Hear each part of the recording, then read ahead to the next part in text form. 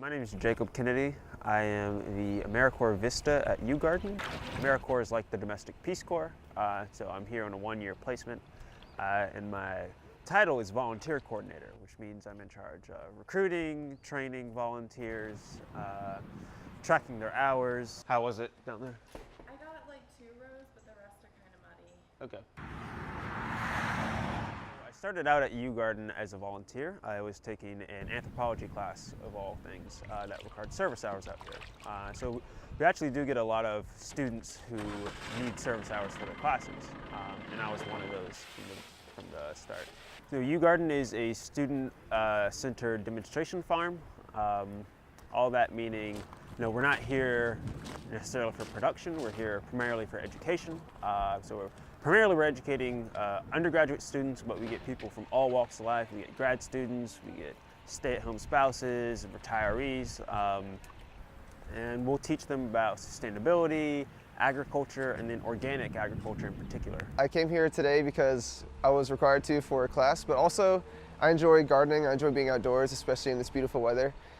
And yeah, I just think it's important for us as students to lend a hand because no one else is really going to do it around here. Actually, agricultural activities can be fun, especially when you do them like in company with other people.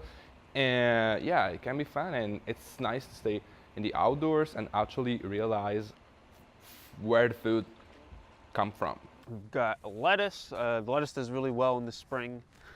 These will be carrots. It's not really much right now, but in a few weeks they'll be popping up.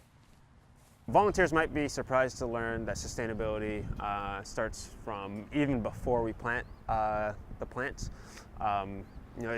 Sustainability is really about taking a holistic approach and figuring out what's the most efficient and sustainable way to do everything. So that's what we're doing in the fields when we're not even planting any crops. It's how we're taking care of the soil, how we're preserving those nutrients. It's the energy we put into managing the field.